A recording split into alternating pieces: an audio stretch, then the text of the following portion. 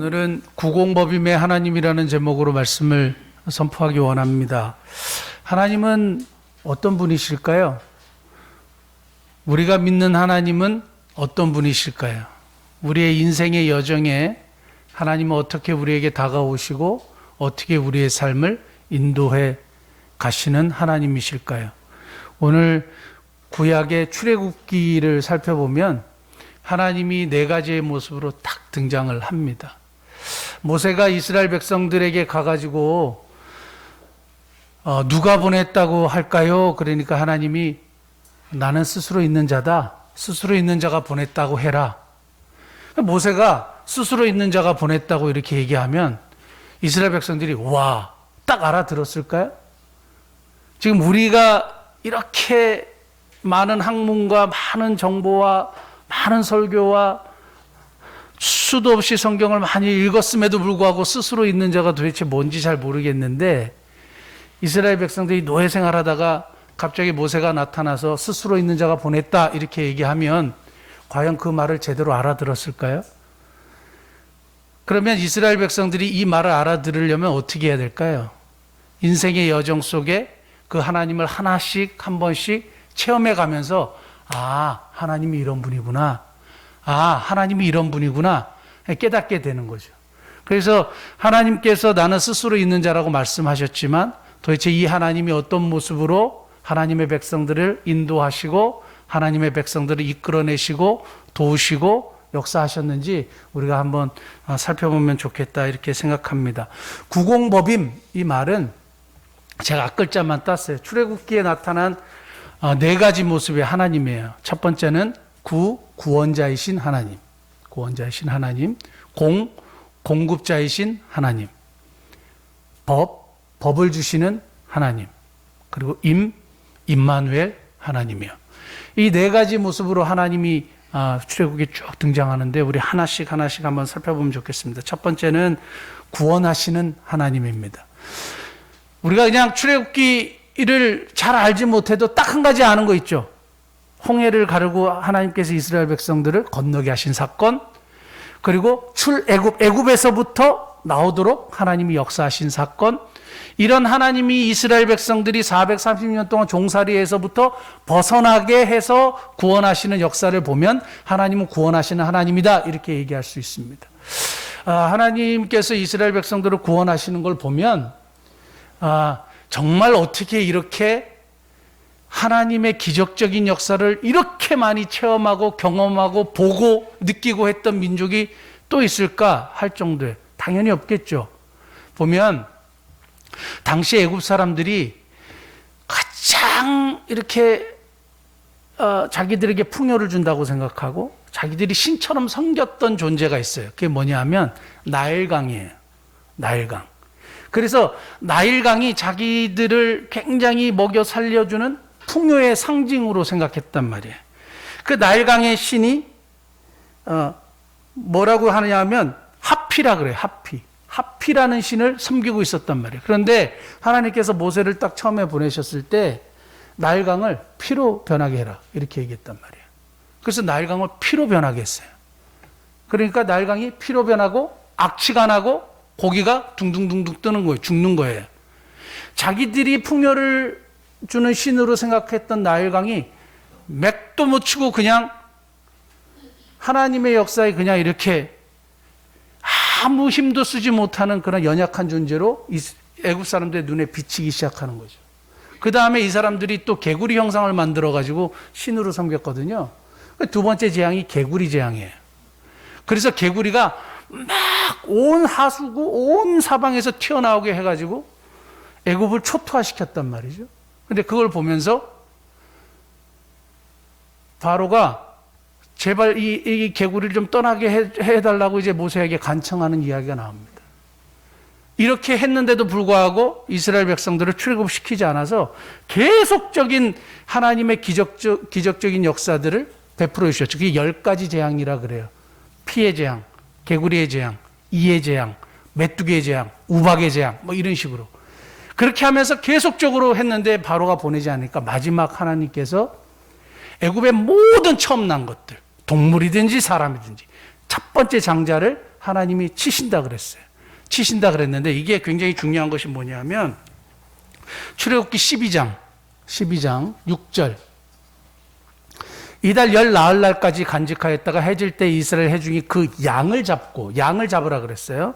마지막 재앙을 내릴 때에 하나님께서 이스라엘 백성들에게는 피할 길을 허락하신 건데 양을 잡고 7절 그 피를 양을 먹을 집 좌우 문설주와 임방에 바르고 양을 잡아서 피를 어떻게 하냐면 우슬초에 찍어갖고 좌우 임방에 다 바르도록 했어요. 문설주에. 그러니까 죽음의 신이 넘어갔다 그랬습니다. 13절 내가 애굽 땅을 칠 때에 그 피가 너희 사는 집에 있어서 너희를 위하여 표적이 될지라 내가 피를 볼 때에 너희를 넘어가리니 이 넘어간다는 말이 유월한다는 말이에요. 넘어간다는 말이 유월한다는 말이에요. 그래서 여기서 나온 절기가 유월절이에요. 이스라엘 백성들이 지금도 가장 위대하게 지키고 생각하는 유월절의 근원이 여기서 나오는 겁니다. 그래서 피를 보고 넘어가는 역사. 그래서 모든 애굽의 장자들은 다 죽었지만 심지어 바로의 태양신의 아들이라고 얘기했던 바로의 장자도 죽었지만 이스라엘 피를 본 죽음의 사자는 넘어갔다. 그래서 유월절이 이루어지는 건데요. 예수 그리스도의 십자가에 흘리신 보혈, 그 공로. 그래서 예수 그리스도를 믿는 우리들을 볼 때 우리들도 뭐가 넘어가요? 하나님의 심판이 넘어가요. 하나님이 우리를 보고 용서해 주시는 거예요. 그게 어디 나오냐면 요한복음 5장 24절에 나오는데 내가 진실로 진실로 너에게 이르노니 내 말을 듣고 나 보내신 이를 믿는 자는 예수님을 믿는 자는 하나님을 믿는 자는 영생을 얻었고 그 다음 뭐가 이르잖아요? 심판에 이르지 않았느니 사망에서 생명으로 옮겼느니라. 예수 그리스도의 십자가의 보혈의 공로를 믿는 자는 영생을 이미 얻었고 과거형이에요. 영생을 얻을 게 아니에요. 이미 얻었고 그 다음에 심판에 이르지 아니에요. 히브리서 9장 27절에 보면 한 번 죽는 것은 모든 사람에게 정해진 것이고 그 다음에 뭐가 있다고 했어요? 심판이 있는데 우리는 심판을 받지 않아요. 그리고 사망에서 생명으로 옮겨진 하나님의 자녀로서 이 땅을 사는 겁니다. 그것이 예수 그리스도의 십자가의 죽으심, 그 피를 흘리신 사건을 통해서 우리에게 이루어진 구원의 역사예요. 이런 구원의 역사를 경험한 이스라엘 백성들을 보면서 오늘날도 하나님이 예수 그리스도를 믿는 우리들 하나님의 구원의 백성으로 하나님의 자녀로 인도해 주신다는 사실입니다. 제가 미국에서 글을 읽다가 참 진짜 말도 안 되는 일인데 하나님의 역사가 참 신비하다 이런 생각을 한 사건이 하나 있었습니다. 더 킹덤 어사이먼트라는 책에 나오는 내용인데요. 한 부부가 고향에 내려가 가지고 예배를 드렸대요. 그래서 예배를 드리는 중에 남편의 마음에 갑자기 너 지금 일어나서 한번 제가 말씀드린 기억이 있습니다. 저 중앙으로 나가 팔굽혀펴기를 10번 해라. 팔굽혀펴기를 10번 해라. 이랬대요. 그러니까 누가 나한테 얘기하지? 그리고 이렇게 봤는데 아무도 없는 거죠. 옆 사람이 자기한테 얘기하지 않았고 아내가 자기한테 얘기하지 않았는데 어떤 거부할 수 없는 목소리가 이게 들리는 거예요. 그래서 내가 이게 착각했겠지 했는데 또 너무 분명한 목소리로 너 저 중앙복도로 나가서 팔굽혀펴기를 10번 해라. 이제 말도 안 되는 얘기잖아요. 웃기는 얘기고. 그러니까 이제 어쨌든 간에 이 사람이 이건 내가 잘못 들은 게 아닌가? 근데 너무 분명하고 거부할 수는 없고 그래서 막 이걸 하게 되면 사람들이 나를 쳐다보고 이상한 사람 취급할 거고 부인은 창피하게 생각할 거고 하여튼 이게 예배가 방해될 거고 막 이런 생각을 막 하고 있는데 너무 강력하게 너 복도 중앙으로 나가 팔굽혀펴기를 10번 해라. 이렇게 한 거예요. 그래서 이 사람이 이게 주님의 음성 같다는 생각이 든 거죠. 주님의 음성 같다는 생각이 든 거예요. 그래갖고 벌떡 일어나가지고 이제 거부할 수 없으니까 여기 나와가지고 팔굽혀펴기를 하나, 둘, 셋 이렇게 한 거예요. 이렇게 하니까 사람들이 어떻게 했어요? 목사님이 이렇게 보다가 황당한 거죠. 아내가 쳐다보고 이게 이 사람이 갑자기 미쳤다고 생각한 거예요. 왜 이렇게 행동을 하지? 이렇게 생각을 한 거예요. 본인도 왜 그런지 이게 이해할 수가 없는데 어쩔 수 없이 10번 하고 탁 들어왔는데 사람들이 다 쳐다보고 얼굴 뻘개지고 다 이제 이런 상황이 된 거예요. 근데 예배가 딱 끝나고 나서 저 뒤에서 아주 세련되고 멋있게 생긴 남자가 울면서 아내의 부축을 받으면서 이 팔굽혀펴기 한 남자에게 찾아왔어요. 찾아와가지고 자기가 그랬대요. 내가 더 이상 오늘을 마지막으로 교회는 안 나온다. 그리고 나는 하나님을 더 이상 믿지 않겠다. 나는 더 이상 끝이다. 그런데 하나님이 만약에 정말 살아있다면 나한테 한 가지만 보여달라. 그러니까 이 사람이 말도 안 되는 얘기를 했어요. 있을 수 없는 이야기를 얘기한 거예요. 나는 여기서 끝나고 이제 하나님을 더 이상 믿지 않고 나는 교회를 떠나겠다. 이제 이렇게 얘기를 했는데, 그러면서 뭐라고 하나님께 기도를 했냐면, 당신이 만약에 살아계시면 누군가 갑자기 저 중앙 복도로 나와가지고 팔굽혀펴기를 10번 하면 내가 하나님을 믿겠다. 이렇게 한 거예요.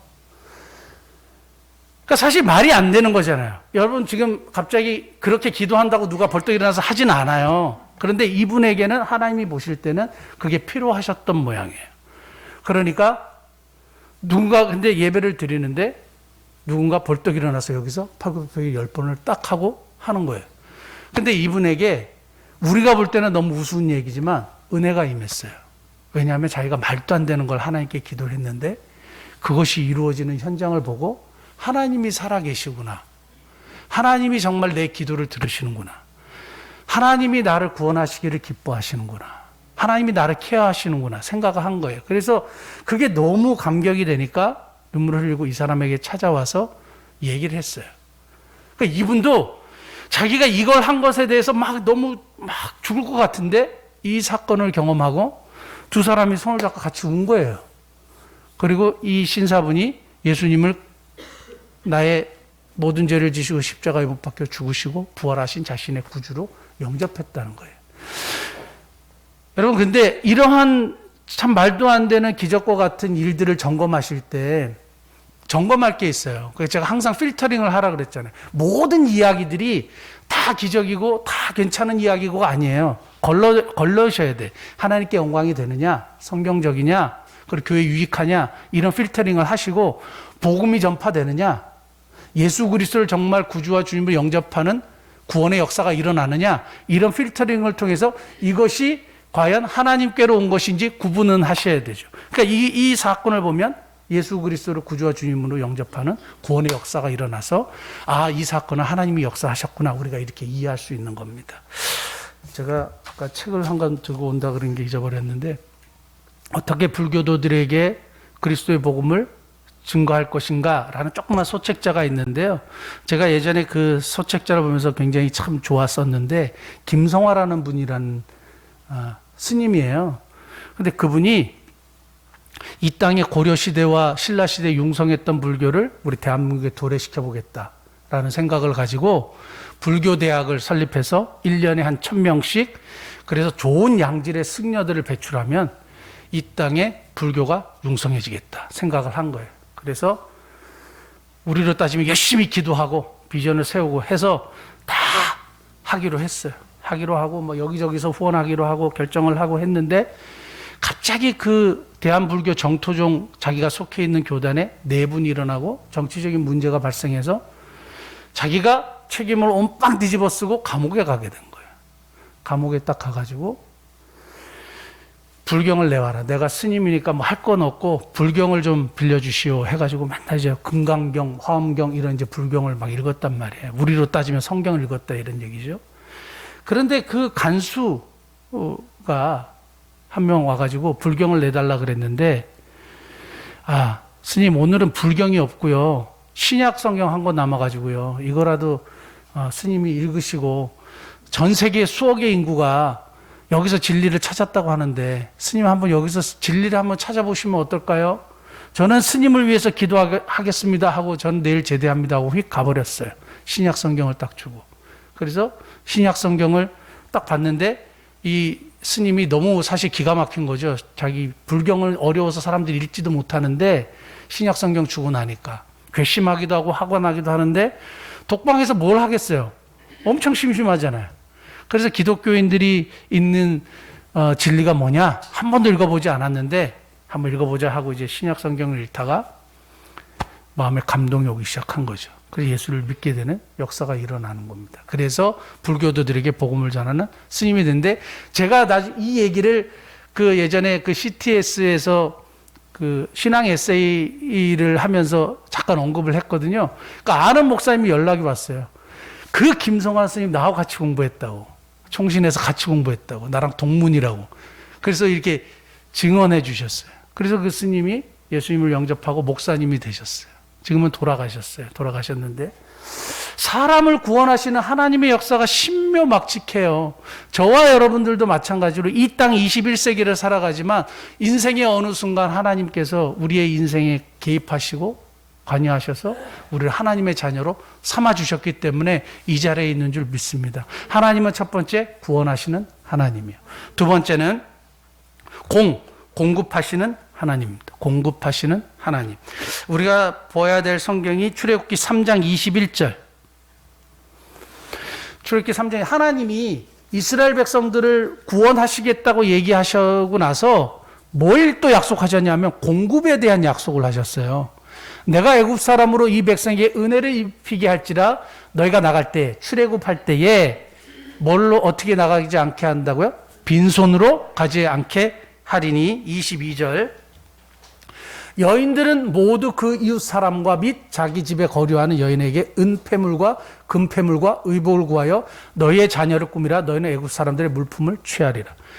지금은 노예잖아요. 그런데 애굽 사람한테 야, 금폐물하고 은폐물 그거 우리한테 줘. 말이 됩니까? 두드려 맞죠. 다리 몽둥이가 부러지든지. 그런데 구하라. 근데 어떻게 된지 아세요? 12장 출애굽기 12장 35절. 나갈 때, 그래서 하나님의 역사로 아까 6월절의 역사가 일어난 다음에 이스라엘 자손이 모세의 말대로 하여 애굽 사람에게 은금폐물과 의복을 구하매. 36절. 여호와께서 애굽 사람들에게 이스라엘 백성에게 은혜를 입히게 하사 그들이 구하는 대로 주게 하심으로. 하나님이 공급에 대한 약속을 하셨어요. 그래서 이스라엘 백성들이 그 약속을 듣고 모세의 말대로 구했어요. 그러니까 그것을 그대로 받게 되는 거예요. 여기 원칙이 있어요. 무슨 원칙인 것 같아요? 공급에 대한 약속이 있어요. 그리고 그것을 구해야 돼요. 그러니까 구한 대로 받게 되는 거예요. 공급에 대한 약속은 우리에게 주어졌는데 구하지 않으면 받지 못하는 거예요. 야고보서 4장 2절 한번 볼까요? 야고보서 4장 2절. 너희는 욕심을 내어도 얻지 못하고 살인하며 시기하여도 능히 취하지 못함으로 다투고 싸우는도다. 그 다음에 같이 읽겠습니다. 너희가 얻지 못하면 구하지 아니하기 때문이요. 얻지 못하는 것은 구하지 않기 때문에 얻지 못하는 거야. 그리고 또 얻지 못하는 이유가 또 하나 있는데 그건 너희가 정욕으로 쓰려고, 니네 마음대로 쓰려고 하기 때문에 받지 못하는 거야. 하나님이 그렇게 말씀하셨어요. 근데 가장 근본적인 원인은 공급에 대한 약속이 주어졌는데 구하지 않는 거예요. 어제 우리 그 박종희 집사님 그 공장 이전 예배 저희가 드리러 가서 이 액자를 드렸는데 그 구절이 빌립보서 4장 9절의 말씀, 19절의 말씀인데요.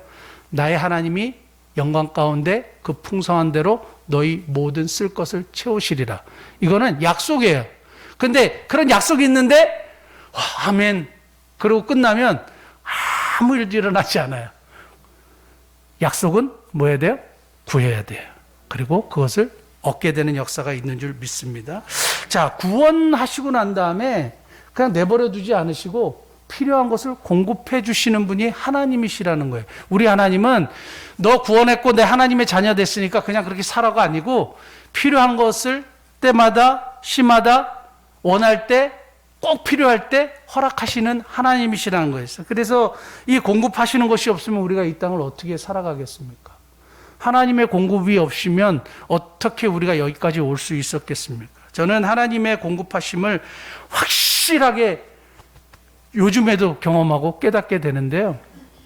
이 얘기를 꼭 말씀을 드리려고 했어요. 그게 뭐냐면 지난번에 저희가 그 필리핀에 그 작은 도서관을 세운다는 이야기를 했었고 여러분들에게도 말씀을 나눴고 정인숙 선교사님 그 암 그 수술한 이후에 같이 식사를 하면서 정인숙 선교사님이 남편은 교회를 통해서 복음을 전하고 당신은 그 빈민촌에 바글바글한 아이들이 꿈과 희망이 없어서 동화책도 읽어주고 싶고 위인전도 읽어주고 싶은데 신데렐라도 모르고 백설공주도 모르고 그래서 작은 도서관을 해서 이렇게 하고 싶다는 이야기를 듣고 제가 집에 와서 저희 아내한테 그랬어요.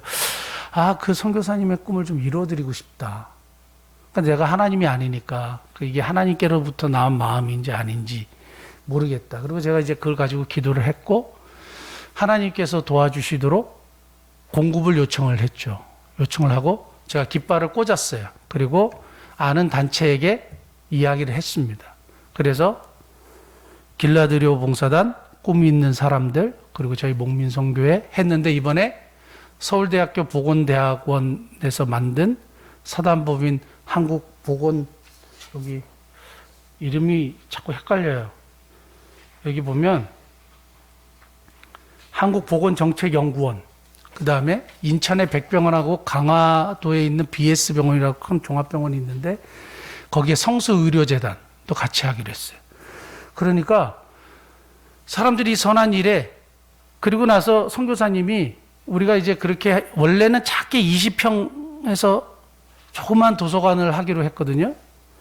그런데 꿈이 있는 사람들이 자기들이 너무 이게 그 선교를 코로나 때문에 나가지도 못하고 그래서 마음이 참 답답했는데 너무 가슴이 뛴다는 거예요. 저는 막 가슴이 뛰고 그러진 않았는데 너무 가슴이 뛴다는 거예요. 그래서 사모님이 그 정인숙 선교사님이 과거부터 그렇게 원했던 임산부 학교가 있어요. 그건 뭐냐면 걔네들이 막 10대 때 임신하고 아이를 놓고 하잖아요. 그런데 거기서 담배를 피우고 막 애를 임신하는데도 술 먹고 막 그러니까 막 엉망이에요. 애들도 건강하게 태어나지 않고 산모도 건강하지 않고 그래서 일찍 죽고 그러니까 빈민촌이 막 엉망인 거죠. 그래서 임산부 학교를 해서 좀 아이와 산모가 좀 건강하게 했으면 좋겠다 해서 꿈이 있는 사람들이 우리 10평을 더 하겠다 이렇게 한 거예요. 그랬더니 선교사님이 감동을 받아가지고 우리 아내가 이번에 2번 수술을 하고 너무너무 감사하고 또 자기들에게 들어온 헌금을 하고 해가지고 우리가 5평을 더 하겠습니다. 이렇게 하게 된 거예요. 그러더니 지금 저희를 통해서 세운 3교회와 선교사님이 세운 2교회 합치면 아이들까지 성도가 1000명이에요. 1000명인데 우리 빈민들이지만 이 일을 위해서 헌금하도록 결정을 했대요. 다 전체 성도들이. 그래서 딱 1평, 1000명의 성도가 1평, 그리고 힘을 합쳐서 하기로 했대요. 그래서 이쪽 그 병원에 있는 그 나중에 이제 우리가 가보시면 알겠지만 이쪽부터 이쪽 끝까지 23m가 나온대요. 23m인가? 정확하게 기억이 안 나는데 하여튼 몇 미터가 나오는데 총 하면 한 49평 정도 된다는 거예요. 그래서 한 평 한 평씩 해갖고 지금 41평이 됐고 이제 이런 이제 재단들이 들어오면 1층은 그냥 될 것 같고 2층까지 되지 않을까 지금 그러고 있는 중이에요. 우리는 그냥 깃발을 꽂았을 뿐인데 이게 이렇게 하나님이 역사하시는 걸 보면 정말 놀랍다고 이야기할 수밖에 없습니다. 그리고 작년에도 우리 그 공동위에 저희는 수입 예산을 세우지 않고요. 그냥 지출 예산. 하나님이 어떻게 우리에게 주실지 모르니까 수입 예산은 세우지 말고 지출 예산만 세우자 했었죠. 그런데 우리가 작년에 지출 예산 세우고 그 다음에 결산한 걸 보면 풍성하게 하나님이 공급해 주셨죠. 공급해 주셨고 올해도 그렇게 예산을 세웠습니다. 하나님께서 어떻게 또 공급하실지 정말 기대가 되고요. 우리 그 70여 명의 목회자 부부하고 선교사님 4분 건강검진 시켜드린 것도 시간이 지나고 나니까 이게 어떻게 했지? 이런 생각을 하게 되는 거예요. 하나님이 공급하시지 않으면 할 수 없는 일들이 계속적으로 일어나는 겁니다. 하나님은 하나님의 자녀들이 이 땅을 살아갈 때에 구원하셔서 하나님의 천국 백성으로 삼아주실 뿐만 아니라 필요한 것을 반드시 공급하시는 분이다. 그리고 여러분들이 어떤 일을 하든지 간에 이 일이 하나님의 나라와 하나님의 의를 구하는 일로 포커스가 맞춰져 있으면 여러분 풍성하게 하나님이 공급해 주실 거라고 믿습니다. 자, 그 다음에 3번째. 법을 주시는 하나님인데요. 법을 주시는 하나님은 법을 좀 안 주셨으면 좋겠지만 법을 주셔야 원칙이 있고 질서가 있게 되죠. 그래서 19장부터 24장까지는 하나님이 율법을 주셨어요. 그게 모세가 산에 올라가 가지고 뭘 받아요? 율법을 받죠. 근데 율법을 받는 이유가 뭔지 아세요? 이 법이라는 말은 히브리어로 딱 이거예요. 교육, 가르침, 안내, 지시 이런 뜻인데 손가락을 이렇게 내밀어 가지고 방향을 가르치는 거예요. 저희 목사님 여기 맘스 터치 가려면 어떻게 가야 돼요? 1층으로 내려가셔 가지고요. 약국 쪽으로 이렇게 나가셔 가지고요. 좌측으로 꺾으셔 가지고요. 그 횡단보도로 건너시면 바로 맘스 터치가 보입니다. 제가 그래서 바르게 지시했죠. 가르쳐 줬죠. 법이라는 것은 이렇게 하는 거예요. 하나님이 너희들 내가 구원해 줬고 공급해 줬으니 네 마음대로 살아. 이게 아니고 이렇게 하는 거야. 이렇게 가는 거야. 인간관계는 이렇게 해야 돼. 그리고 이러한 재물과의 관계는 이렇게 해야 돼. 너희들 욕심 부리면 안 돼. 그리고 하나님은 이렇게 예배하는 거야. 하고 하나하나씩 가르쳐 주시는 거예요. 그래서 법을 주시는 거예요. 그 법을 주신 이유가 뭐냐? 이렇게 가르쳐 주시는 이유가 뭐냐? 신명기 6장 23절 보시면 우리 조상들에게 맹세하신 땅을 우리에게 주어 들어가게 하시려고 우리를 거기서 인도하여 내시고 24절 여호와께서 우리에게 이 모든 규례를 지키라 명령하셨으니 법이요 율법이요 규례요 이거를 지키라 명령하셨으니 이는 왜 지키라 명령하셨느냐? 우리가 우리 하나님 여호와를 경외하여 그 다음에 항상 복을 누리게 하기 위하심이며 또 여호와께서 우리를 오늘과 같이 살게 하려 하심이라. 하나님이 우리에게 법을 주신 것은 하나님을 경외하고 항상 복을 누리게 하기 위함이에요. 하나님이 왜 이렇게 하고 인간관계는 이렇게 하고 재물관계는 이렇게 하고 하나님을 어떻게 예배하는지를 왜 디테일하게 가르쳐 주시냐면 항상 복을 누리게 하시고 오늘처럼 이렇게 살게 하시기 위해서 우리가 정말 행복한 삶 그리고 복을 누리는 삶을 살기를 하나님이 원하시기 때문에 법을 주시는 거예요. 그러니까 억압하고 구속하고 너 하면 안 돼! 너 혼나! 이게 아니고요. 하나님이 우리에게 법을 주시는 것은 항상 복을 누리게 하려 하심이고요. 그 앞에 여호와를 경외하며 기억나십니까? 여호와를 경외하는 자가 누리는 복 장수하고 피난처가 되어주시고 그리고 사망의 그늘에서 벗어나게 하시고 이러한 우리 여호와를 경외하는 복들을 누리게 하시기 위해서 하나님께서 그렇게 하셨다 이거예요. 재물과 영광과 생명을 주시고 그리고 칭찬을 받게 하시고 이런 모든 여호와를 경외하는 복을 받게 하시기 위해서 복을 주셨다. 이것이 이제 하나님께서 우리에게 말씀하시는 거예요. 그러니까 하나님의 말씀 이것을 하지 마. 너 안 하면 혼나. 이렇게 우리가 받아들이는 것이 아니라 하나님이 나에게 풍성한 복을 누리기를 원하시는구나. 그래서 여러분 말씀을 가까이 하시고 말씀을 실천하시고 또 이 말씀 속에서 은혜를 경험하시는 복된 은혜가 있고 원합니다. 마지막 네 번째는 임마누엘 하시는 하나님인데요. 임마누엘 하시는 하나님. 구원자이신 하나님, 공급자이신 하나님, 그 다음에 법을 주시는 하나님, 그 다음에 임마누엘 하시는 하나님. 공급까지 하시고 그 다음에 법을 주셔서 이렇게 가르쳐 주셨으면 됐지. 왜 또 임마누엘 하실까? 출애굽기의 맨 마지막에 하이라이트가 뭔지 아세요? 한 번만 찾아볼게요. 출애굽기 40장 33절. 그는 또 성막과 제단 주위 뜰에 포장을 치고 뜰 문에 휘장을 다니라. 모세가 이같이 역사를 마쳤어요. 34절. 구름이 회막에 덮이고 여호와의 영광이 성막에 충만하매. 33절에 보면 성막이 완공이 딱 되고 나서 하나님이 임재하셨어요. 그 다음부터 하나님의 인도하심이 시작돼요. 그 다음부터 하나님의 인도하심, 구름기둥과 불기둥의 역사도 시작되고 하나님의 인도하심이 시작돼요. 성막 위에 구름이 뜨면 출발, 멈추면 스톱. 하나님의 인도하심이 어디서부터 시작되냐 하면 성막의 완공에서 하나님이 함께 하시는 거죠. 여기서 우리에게 주시는 교훈은 뭐냐 하면 하나님이 함께 하시는 인생, 임마누엘을 통해서 우리가 뭘 경험하느냐? 하나님의 인도하심을 경험하는 거예요. 하나님의 함께 하심을 경험하는 거예요. 하나님이 함께 하시는 것이 왜 중요하냐? 창세기 39장 2절. 제가 두 인물을 찾아봤는데요. 하나님이 함께 하셔서 정말로 인생 가운데 하나님의 역사를 경험하고 우리에게 큰 도전을 주고 비전을 주는 두 인물을 제가 찾았는데 한 사람은 요셉이고 한 사람은 다윗이에요. 근데 이 사람들의 공통점이 있어요. 뭔지 아세요?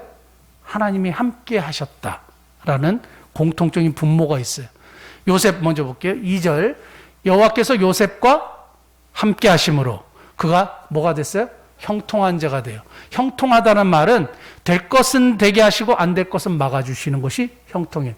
무조건 다 되는 게 형통이 아니고 될 것은 되고 안 될 것은 막아주시는 것이 형통이에요. 그러면 요셉이 하나님이 함께 하심으로 인해서 형통한 자가 된 거예요.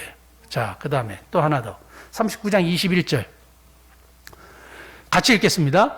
여호와께서 요셉과 함께 하시고 그에게 인자를 더하사 간수장에게 은혜를 받게 하시며 사람에게도 은혜를 받게 하시는 이유가 함께 하셨기 때문이에요. 그 결국에는 요셉이 애굽의 총리 대신 돼서 자신의 민족들을 살리는 사람이 됐어요. 그 이유가 뭔지 아세요? 하나님이 함께 하시는 사람이었기 때문에. 임마누엘은 너무너무 중요합니다. 하나님이 함께 하시는 삶이 너무 중요하고 사무엘하 5장 10절 다윗에 대한 이야기인데요. 같이 한번 읽어볼까요? 만군의 하나님 여호와께서 함께 계시니 다윗이 점점 강성하여 가니라. 다윗이 강해지고 힘이 세지고 능력이 있어진 이유가 뭐냐 하면 하나님이 함께 하셨기 때문이에요. 지 힘으로 된 게 아니라 이 말이죠.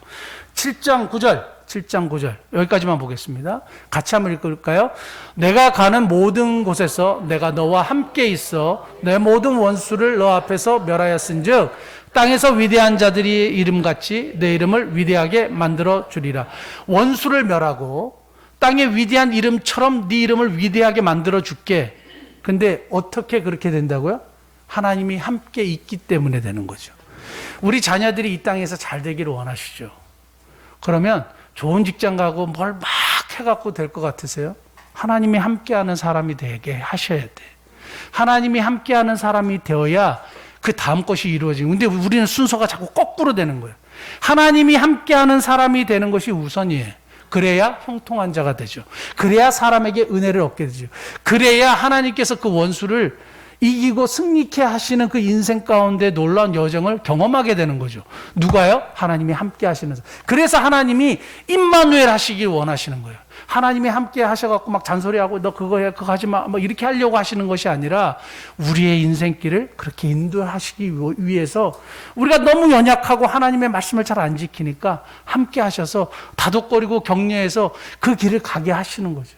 사랑하는 성도 여러분, 우리 임마누엘 하시는 하나님, 그래서 함께 하셔서 우리의 인생을 참 복되게 하시는 하나님의 은혜를 경험하시는 저와 여러분 되시기를 예수님을 축복합니다. 자, 구원하시는 하나님, 공급하시는 하나님, 법을 주시는 하나님, 임마누엘 하나님, 이 하나님을 우리 22년도에 풍성하게 경험하시기를 축복합니다. 기도하시겠습니다.